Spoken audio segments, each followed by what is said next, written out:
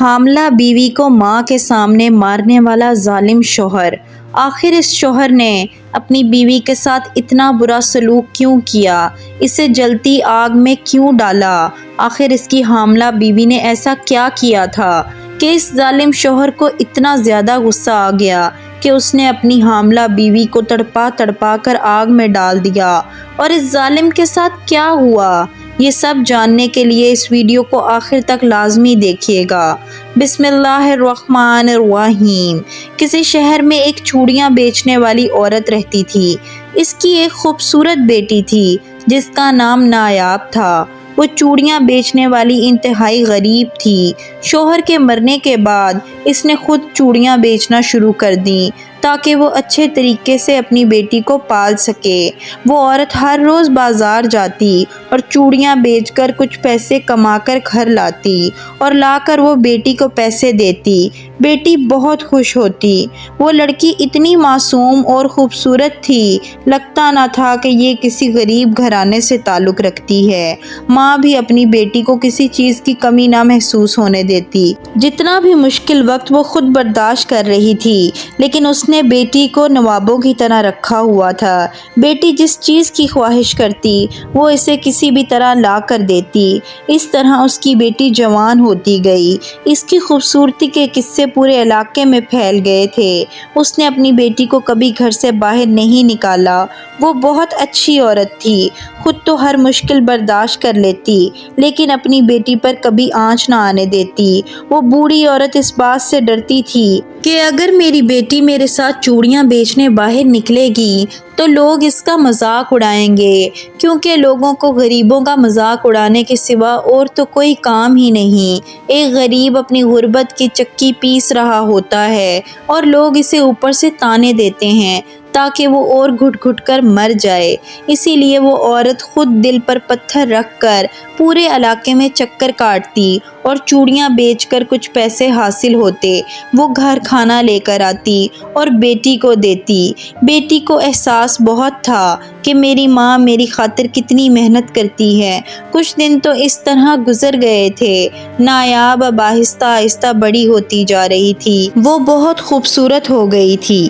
ماں کو بھی اب تو نایاب کی شادی کی فکر ستانے لگی تھی کہ جوان بیٹی ہے، ویسے بھی ہم غریب ہیں، برے وقت کا نہیں پتہ ہوتا، خدا کوئی ایسا معجزہ کرے کہ میری بیٹی کی جلد از جلد شادی ہو جائے۔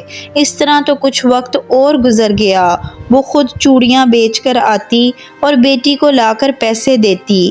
اس کے جہیز کا سامان بھی وہ بنا رہی تھی کہ میری بیٹی کو کوئی طعنہ نہ دے کہ وہ غریب ہے اور وہ جہیز نہیں لائی۔ اسی لیے ماں اپنی محنت کی جمع پونجی اکٹھی کرتی اور جہیز بناتی رہی۔ ایک دن وہ بوڑھی عورت شدید بیمار پڑ گئی۔ اس کی بیٹی ماں کی یہ حالت دیکھ کر پریشان ہو گئی۔ کچھ پیسے ان کے پاس گھر پڑے تھے جس سے وہ اپنی ماں کے لیے دوائیاں لائی تھی، لیکن اب راشن کے لیے پیسے گھر میں موجود نہیں تھے۔ جو کچھ راشن گھر میں موجود تھا نیاب اس کا کھانا بنا کر ماں کو دیتی ہے اور کہتی ہے کہ آپ فکر نہ کریں، آپ پریشان نہ ہوں، میں ہوں نا، آپ کو پریشان ہونے کی ضرورت نہیں ہے۔ ڈاکٹر نے آپ کو آرام کرنے کا کہا ہے، اسی لیے اب آپ کوئی کام نہیں کریں گی، نہ آپ چوڑیاں بیچنے جائیں گی۔ اس بات پہ ماں کہتی ہے بیٹا کیسی باتیں کرتی ہو تم جوان ہو چکی ہو، تمہاری شادی بھی کرنی ہے۔ اگر میں چوڑیاں بیچنے نہ جاؤں گی تو ہمارا تو کوئی اور ذریعہ ہی نہیں کہ ہمارے پاس پیسے آئیں، ہم تو اس طرح فاقے میں پڑ جائیں گے، ہمارے پاس پیسوں کی کمی ہو جائے گی، میں چوڑیاں بیچنے ضرور جاؤں گی۔ بیٹی کہتی ہے کہ نہیں ماں، آج سے آپ نہیں، میں جاؤں گی چوڑیاں بیچنے۔ آج تک آپ نے چوڑیاں بیچی ہیں اور میں گھر میں بیٹھی ہوں۔ اگلے دن نایاب خود چوڑیاں بیچنے کے لیے شہر میں چلی جاتی ہے۔ وہ لڑکی پہلی بار گھر سے باہر نکلی تھی، لیکن لوگ اسے دیکھتے ہی رہ گئے کہ اتنی خوبصورت لڑکی چوڑیاں بیچ رہی ہے۔ اسے اس سے کوئی فرق نہیں پڑا کہ وہ اتنی خوبصورت ہے اور چوڑیاں بیچ رہی ہے، لوگ اس پر طرح طرح کی باتیں کریں گے۔ اس نے اپنی ماں کی خاطر باہر نکل کر چوڑیاں بیچنی شروع کر دیں۔ اس طرح وہ ایک شہر سے گزر رہی تھی۔ اس شہر کا رئیس آدمی جس کی نظر اس چوڑیاں بیچنے والی والی پر پڑی تو وہ اسے دیکھ کر فدا ہو جاتا ہے اور کہتا ہے کہ اتنی خوبصورت لڑکی آخر چوڑیاں کیوں بیچ رہی ہے؟ وہ لڑکی کہتی ہے کہ میری ماں بیمار ہے، پہلے وہ بیچا کرتی تھی، اب میں بیچتی ہوں۔ اس لڑکی کی خوبصورتی اور معصومیت دیکھ کر وہ دیوانہ ہو گیا اور کہنے لگا کہ تو بہت خوبصورت ہے، تجھے تو محلوں میں ہونا چاہیے، تو گلیوں میں چوڑیاں بیچ رہی ہے۔ وہ لڑکی اسے جواب نہیں دیتی اور وہاں سے چلی جاتی ہے، لیکن اس رئیس نوجوان کو اس سے عشق ہو چکا تھا۔ وہ پیچھے سے نایاب کو آوازیں دینے لگا، لیکن نایاب نے اس لڑکے کو دیکھ کر کوئی جواب نہ دیا اور وہ ڈر گئی اور بھاگ کر گھر کی طرف چلنے لگی۔ نوجوان بھی نایاب کا پیچھا کرنے لگا اور پیچھا کرتے کرتے وہ آخر کار نایاب کے گھر تک پہنچ چکا تھا۔ اسے نایاب کے گھر کا پتہ مل چکا تھا۔ نایاب اپنے گھر کے اندر چلی جاتی ہے۔ چھپ کر وہ نوجوان سب کچھ دیکھ رہا تھا۔ وہ گھر آ جاتا ہے۔ اگلے دن وہ نوجوان اس لڑکی کے گھر آتا ہے اور اس کی ماں کو رشتے کی پیشکش کرتا ہے کہ گلی میں نے تمہاری بیٹی کو دیکھا، اتنی خوبصورت بیٹی کو تم نے چوڑیاں بیچنے بھیج دیا۔ ماں کہنے لگی کہ ہم غریب ہیں، اگر ہم خوبصورتی پر توجہ دیں تو ہم پیٹ کہاں سے بھریں گے؟ خوبصورتی کو دیکھتے دیکھتے ہم مر جائیں گے۔ نوجوان کہنے لگا، اے بوڑھی عورت، تو فکر نہ کر، میں تیری بیٹی کو رانی بنا کر رکھوں گا، مجھے اس سے عشق ہو گیا ہے۔ تو نے جتنی دولت لینی ہے مجھ سے لے لے اور اپنی بیٹی کی شادی مجھ سے کر دے۔ یہ کہہ کر وہ نوجوان وہاں سے چلا جاتا ہے۔ اگلے دن ماں اپنی بیٹی کو کہتی ہے کہ بیٹی کیا خیال ہے تمہارا؟ مجھے تو یہ لڑکا بہت پسند آیا ہے، ویسے بھی یہ دولت والا ہے، اگر تمہاری شادی اس سے ہو جائے تو اور کیا چاہیے ہمیں، ہماری زندگی کے برے دن ختم ہو جائیں گے۔ بیٹی ماں کی بات مان لیتی ہے۔ کچھ دنوں کے بعد نایاب کی شادی ہونے لگی تھی۔ پورے شہر میں شہنائیاں بج رہی تھی اور زندگی میں پہلی بار آج اس غریب خانے میں رونق لگ گئی تھی۔ نایاب کو جب دلہن بنایا گیا تو وہ اتنی خوبصورت لگ رہی تھی کہ جیسے کوئی پری ہو۔ لوگ اس کی خوبصورتی کی تعریف کر رہے تھے اور کہہ رہے تھے کہ اس لڑکی کی خوبصورتی کے ساتھ ساتھ اس کی قسمت بھی خوبصورت نکلی، جس نے اسے محلوں کی رانی بنا دیا۔ آخر کار بارات آنے لگی، لیکن وہ نوجوان غیر مسلم تھا۔ ماں ڈر گئی کہ اگر میں اسے انکار کرتی تو یہ امیر ہے، یہ میری بیٹی کو مروا ڈالتا یا اسے گھر سے اٹھوا لیتا، کیونکہ میں غریب ہوں اور میرا تو واحد سہارا میری بیٹی ہے، اگر اسے بھی کچھ ہو گیا تو میں کیا کروں گی؟ اسی خوف کے ساتھ وہ اپنی بیٹی کی شادی اس امیر نوجوان سے کر دیتی ہے۔ رخصتی کا وقت آتا ہے تو وہ اپنی بیٹی سے کہتی ہے کہ بیٹی، میری آج ایک نصیحت ہے، تو ہمیشہ یہ یاد رکھنا کہ تیری شادی ایک غیر مسلم گھر میں ہو رہی ہے، لیکن اس بات کا کسی کو پتہ نہ چلے کہ تو مسلمان ہے، تو نے نماز ادا کرنی ہے، چاہے تجھے چھپ کر ہی کیوں نہ ادا کرنی پڑے، تو اپنے اللہ سے جدا نہ ہونا، تو اسے بھولنا مت، امیری کی لالچ میں تو اپنے رب سے دور نہ ہونا۔ آخر کار باہر ڈولی آ جاتی ہے جس میں نایاب نے رخصت ہو کر جانا تھا۔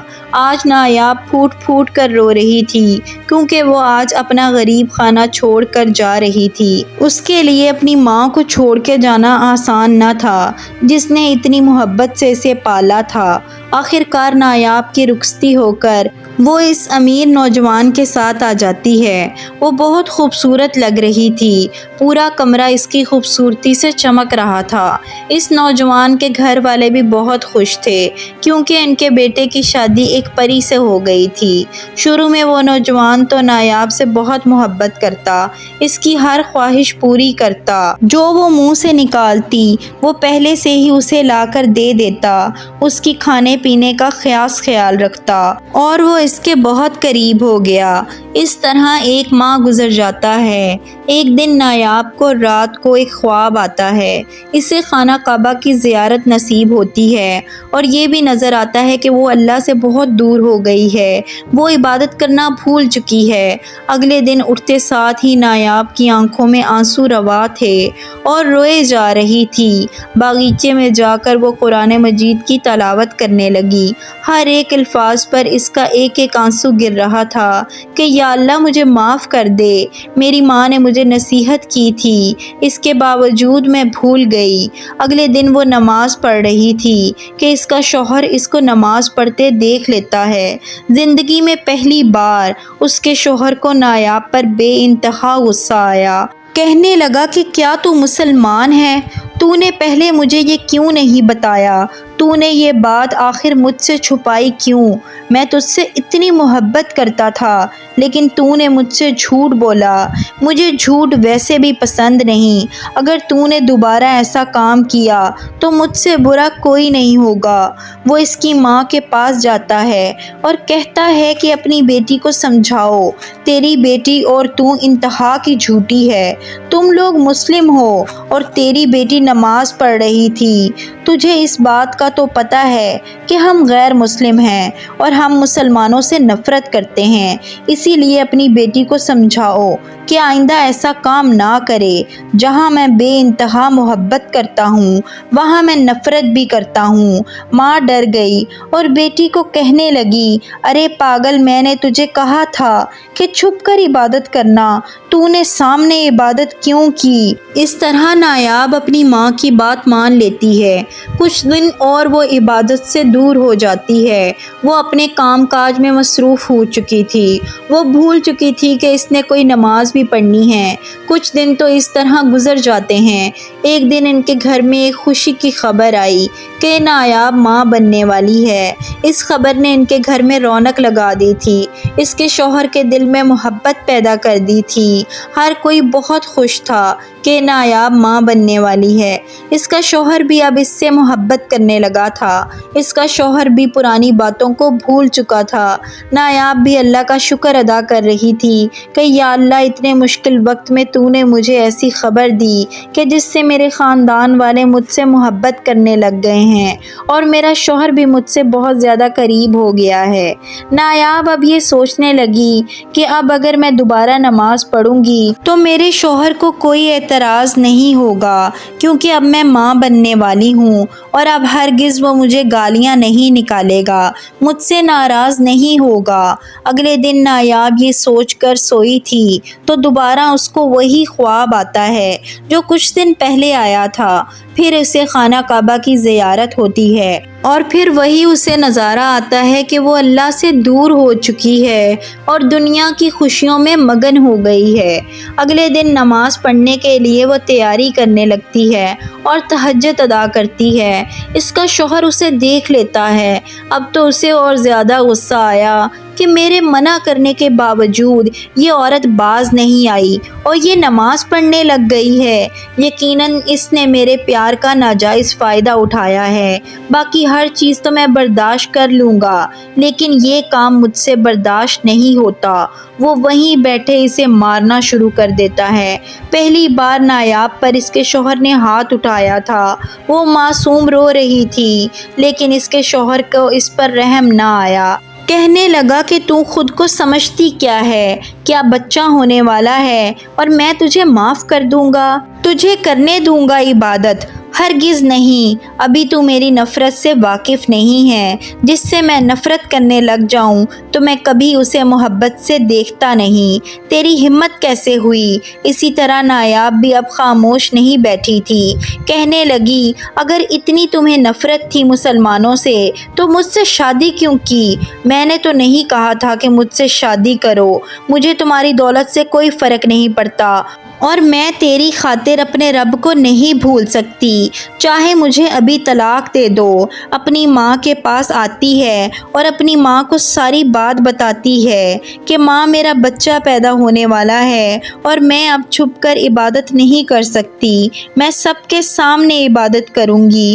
مجھے کسی کا کوئی خوف نہیں، مجھے صرف اپنے اللہ کا ڈر ہے۔ چاہے مجھے کچھ ہوتا ہے تو آج ہی ہو جائے لیکن میں عبادت سے اب دور نہیں ہوں گی۔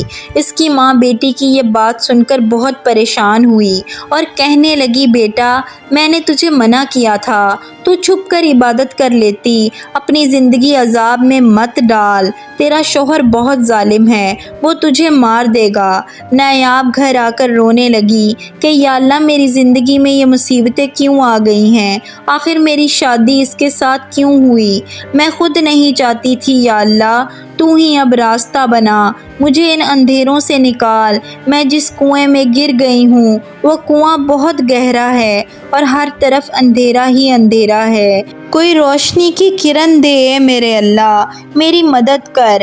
وہ کہنے لگی کہ میں عبادت کیوں چھوڑوں، میرا بچہ بھی نیک ہونا چاہیے جیسی میں ہوں، اگر میں آج عبادت چھوڑ دیتی ہوں اور اس غیر مسلم کی باتوں پر لگ جاتی ہوں تو میرا بچہ بھی غیر مسلم ہی ہوگا، اس کا ایمان نہیں ہوگا جیسا میرا ایمان مضبوط ہے، میرا بچہ بھی ویسا ہی ہونا چاہیے، وہ اتنا بہادر ہو کہ اسے کسی کا خوف نہ ہو سوائے اپنے اللہ کے، اس طرح وہ نماز پڑھتی ہے کہ چاہے دیکھتا ہے تو دیکھتا رہے، وہ اپنے شوہر کے سامنے نماز پڑھتی ہے، اسے بہت زیادہ غصہ آتا ہے کہ لگتا ہے کہ یہ عورت ایسے نہیں مانے گی، مجھے اس کا بندوبست کرنا ہوگا، آج تک میں نے اسے کچھ کہا نہیں، اسی وجہ سے یہ میری نرمی کا ناجائز فائدہ اٹھا رہی ہے۔ اس وقت اس کے شوہر کے اندر ایک جانور آ چکا تھا، وہ کہنے لگا، آج میں تجھے دکھاؤں گا کہ میں تجھ سے کتنی محبت کرتا ہوں، تو پوری زندگی اس بات کی بھولی ہوئی تھی کہ میں کبھی تجھ سے نفرت نہیں کروں گا اور تو میری بات سمجھ نہیں رہی، کتنے دنوں سے میں بھونک رہا ہوں۔ وہ نایاب کو وہیں سے پکڑتا ہے اور پورے صحن میں گھسیٹتا ہے، اس ظالم کو اتنا رحم نہیں آیا کہ وہ اس کے بچے کی ماں بننے والی ہے، وہ ظالم اسے پورے صحن میں گھسیٹتا رہا، نایاب درد سے چلاتی رہی، لیکن اس ظالم کو ذرا بھی ڈر نہیں لگا کہ میرا بچہ مر جائے گا۔ وہ ایک چلتی آگ کے پاس اپنی بیوی کو لے کر جاتا ہے کہ مجھے کوئی پرواہ نہیں، نہ میرے بچے کی نہ تیری، بس آج تو مر جائے گی اور میری ہمیشہ کے لیے تجھ سے جان چھوٹ جائے گی۔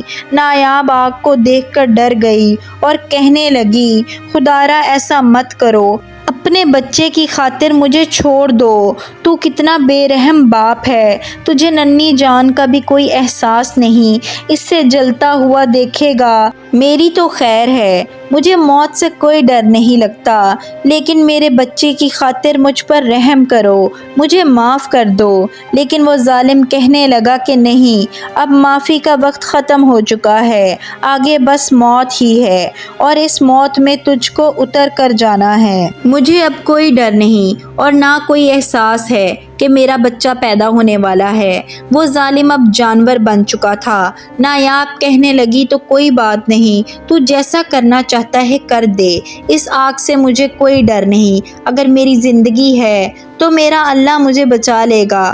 ظالم کہتا ہے کہ تو جو اتنی نیک بنتی تھی، آج پتہ چلے گا کہ یہ آگ تیرا کیا حشر کرتی ہے، جل کر راکھ ہو جائے گی تو، میری بات تو نے نہیں مانی۔ اس کی ماں کو جب یہ خبر ملتی ہے کہ اس کی بیٹی کو اس کا ظالم شوہر جلا چکا ہے تو وہ روتی ہوئی اس تندور کے پاس آتی ہے اور کہتی ہے کہ اے ظالم، تجھ پر اللہ کا عذاب نازل ہو، تیرا بچہ پیدا ہونے والا تھا، تو نے میری پھول جیسی بچی کو بچے سمیت ہی جلا ڈالا، خدا تمہیں غرق کرے، تجھ پر اللہ کا عذاب آئے۔ کچھ دن ایسے گزر جاتے ہیں، ایک دن اس کے شوہر کو ایسے خیال آتا ہے کہ میں چلوں اس کی راکھ تو دیکھوں جہاں میں نے اسے جلایا تھا، میں دیکھوں تو صحیح کہ اس کا کیا حال ہوا ہے، وہ خود تو اتنے دعوے کرتی تھی، میں دیکھوں گا آج کے اس کے دعوے کہاں رہ گئے۔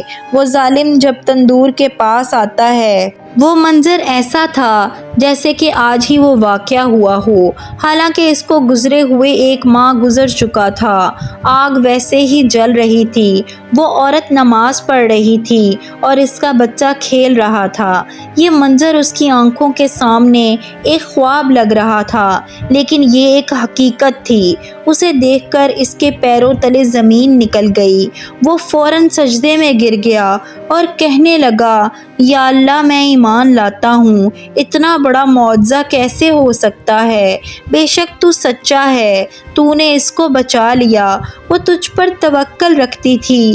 نایاب رونے لگی اور کہنے لگی، اے ظالم، تو اب کیا کرنے آیا ہے؟ تجھے اس معصوم کی جان کی فکر نہ تھی، وہ تو میرا اللہ تھا جس کی میں عبادت کرتی تھی، وہ تجھ جیسے کافر کے سامنے مجھے رسوا نہ کرتا، وہ رحمان ہے اور آج اس نے دکھا دیا کہ اس پر یقین رکھنے والوں کو ڈرنے کی کوئی ضرورت نہیں، چاہے جتنا بھی اندھیرا ہو، روشنی ان کے پاس خود آئے گی۔ سبحان اللہ، اللہ پر یقین رکھنے والے کبھی بھی ہارا نہیں کرتے۔